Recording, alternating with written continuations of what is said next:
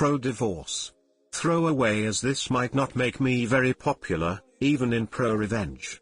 This all happened to me a few years ago. I told a friend the story of my divorce and I was told to share. Started a few years ago. I thought we were happy. We were your usual suburban professional couple. Financially secure, healthy, good romance life, 2 kids, 14F and 9 meters at the time. I thought we had a healthy social life. We were going through one of your typical married couple rough patches. Both of us were working long hours, not spending enough time together. We were going through some developmental problems with my son and tensions in the house were running a little high. I noticed that she was spending a lot more time on her phone texting with her girlfriends.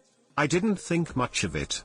I started making a much more concerted effort to get out of work when I could, help around the house and be more emotionally available, but over the course of a few weeks the gulf just kept getting wider. I ended up accidentally finding some messages when I charged up an old iPad for my son to use. Her FB Messenger was still logged in and there were a lot of highly questionable messages with a guy from her hometown who I will call Jim Bob Cooter or JBC for short. The messages weren't completely inappropriate, but I could tell there were quite a few missing based on the times and context of the messages. I made a mental note to keep an eye on this and went about trying to fix things up. The next day after I took the day off to knock out some projects that I thought would make her happy, and left her some sweet notes reminding her how much I appreciated her. She was once again in the corner of the living room texting her girlfriends. I took the boy's iPad to the office, opened up FB Messenger and watched in real time as my wife tore me down. Her and JBC were making fun of me. All of my flaws, insecurities and secrets I entrusted to my partner were now fodder for her and JBC. Not only that, but while there wasn't outright romantic texting, there was a romantic undertone to the whole conversation, especially when she was bashing my performance in the sack. I managed to take some screenshots, but missed a good bit of the messages, because as the conversation was unfolding she was deleting them. I wasn't emotionally capable of confronting her. I stayed in the office until she was asleep and had a couple drinks. I took off the next day and spent some time soul-searching, drinking and trying to figure out what to do. The wife came home and wanted to know what was wrong and I just coped out and told her I had a bad day. A couple minutes later I was watching the iPad as the train wreck kept unfolding. So began a couple solid weeks of taking screenshots, drinking and detaching myself from the relationship. I knew there was no going back from this. The messages were now overtly romantic with my wife completely into it, and JBC was sprinkling in I love yous. I consulted a lawyer and got my options, and started moving forward. Here's where everything got absolutely surreal. Watching the messages I found out JBC was coming to town to spend a weekend of quality time with my wife in a pretty nice hotel. I was missing a good bit of the info. They must have had a phone conversation about it at some point, but I was able to infer enough to get the when and where. Sure as boop the next day the wife is buttering me up and wanting to take a spa weekend with the girls to relax, and when she gets back we can really focus on our marriage. I go with it all the way. It's the greatest idea she's ever had, and I'll do anything to get us back on track. I get with the lawyer and have him draft a strong separation agreement stating that she would move out, she would get weekend visitation, no child support in the interim until the divorce is final. Then I sit through the most agonizing 2 weeks of my life. After all this, most of my feelings for her are completely gone, and I'm just seething with anger like I've never felt before. D-Day arrives. I take the day off work. I withdraw half of any money in any accounts we are joint on, leave her half alone. I had already redirected my paycheck to a new bank. I close our money market account and get a cashier's check for her half and deposit my half in my new account. I stop at Office Max and print out about 75 pages of FB Messenger screenshots, and I delete time because I don't want to be at home. She texts me that she's taking off and that she loves me. I tell her to have fun. I show up to the hotel at about 8:30 and call the wife's phone from the lobby. It goes straight to VM. They are probably already at it, whatever. I walk up to the front desk and ask if I can use the phone to be connected to JBC's room. It rings 3 times and he picks up. JBC, hello? Me, JBC, can you send my wife down to the lobby please? JBC, I don't know what you're talking about bro. Me, okay then.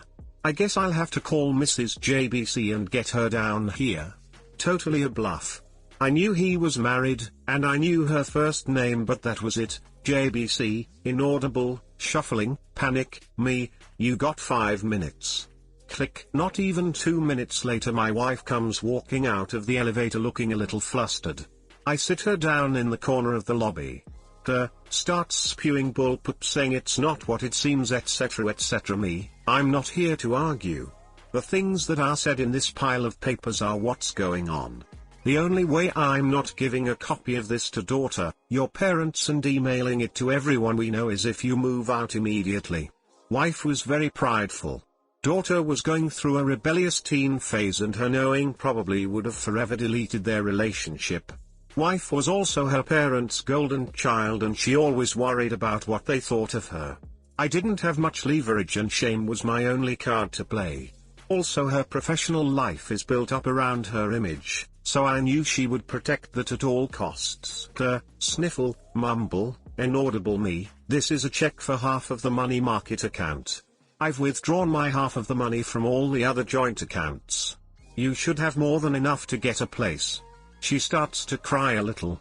I could almost see the different thoughts and waves of emotions going through her, but now was the time to keep pressing. Me, here is a separation agreement that I think is more than fair considering what's going on. I'm going to need you to look this over, sign it, and leave it at the house when you get your stuff. Do you want to look through these screenshots? No.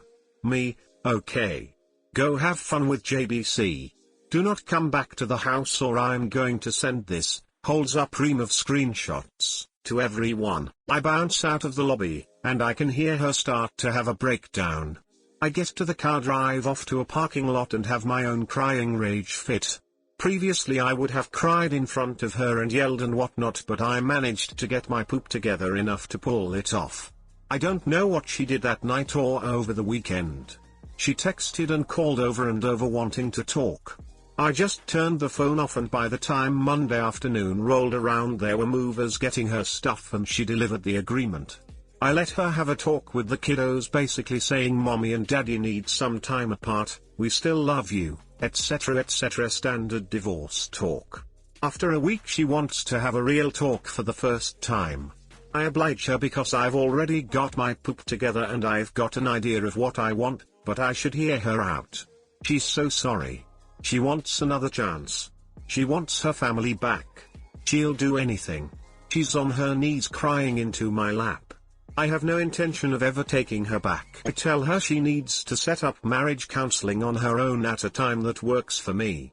I tell her that I can't live with her, but she should be around the children to try to maintain a relationship with them.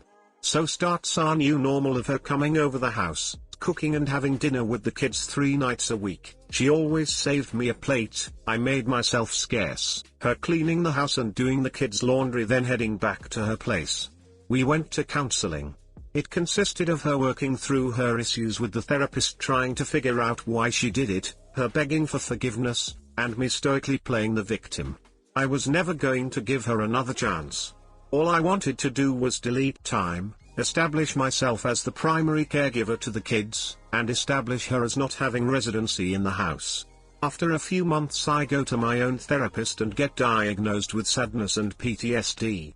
I ask my work if it's possible to go to part-time for the foreseeable future to deal with personal issues, and it's no big deal. After 6 months of therapy I told her that I couldn't forgive her right now and that I wanted an amicable divorce, but she is still the love of my life and maybe someday we could give it another try. She was devastated, but agreed to the divorce if I promised to try again someday. Once the divorce was filed I needed the kids to want to stay with me. I left a Google search for how to survive your wife's infidelity up on the shared PC at home, and I left some printed out infidelity articles not so hidden in the kitchen. My daughter found them and came to me crying. I told her she wasn't supposed to find those, that mom made a mistake, that mom still loves her, and that I would always be here for her. My daughter, who used to hold my wife in such high regard, now wouldn't talk to her without screaming, and it crushed her. Not surprisingly, when the court needed statements from the kids a few months later, little brother followed big sister's lead and they both wanted to stay with dad in the house they grew up in. When the divorce was finalized, I got the house, had to buy out some of her equity, but that's okay. I got primary custody of the kids. I got awarded generous child support due to the difference in our incomes due to me working part-time. Now for the last 2 years I've gotten to live in the house with my kids, work part-time, get the now ex to subsidize it for me, and when she takes the kids over the weekends I get to have my fun with Tinderellas and some FWBs I've cultivated. In the eyes of my kids I'm the patron saint of fatherhood for taking the high road and always being there. In the eyes of my ex I'm the one that got away that she will always pine for, and I get the bonus of having her come over for romance whenever I want it by dangling that carrot of maybe getting back together. But that is never going to happen. Too long didn't read, got divorced and it worked. Hey guys, please like, comment, and subscribe. It would really help me out, thanks. This is brutal, efficient, cold, calculating and downright impressive. If this doesn't belong in ProRevenge, nothing does. Very calculated. I think the level of manipulation will ruffle more than a few people's feathers, but realistically this is probably the best outcome. Your ex cheated, the relationship with your daughter was already ducked at that point. Had you confronted her you'd still be getting divorced, because there's no way you could trust her again after the lies. The only person who suffers here is your wife. I think you made the smart decision by maximizing your own happiness. The kids would have suffered way more with two unhappy parents than they would with the current setup. Pro-revenge indeed. Damn. While I can't agree with a few of the stuff, this was a pro-revenge nevertheless. I guess, in the end, I hope your children will be the happiest kids ever, and that's what counts. You are all forgetting the real victims, the poor hotel staff who had to smile, be professional and offer comfort and support for a cheating spouse. Again. Just another shift. Just another anecdote for the new hires. Very savage. I can't stop smiling. This is the best thing I've read in a while. I never want to play you in chess. The way that came together at the end with the child support from working part-time was incredible. It's certainly pro, and the hope that you give her is cold and cruel. Good luck on your new life, it sounds like you earned it.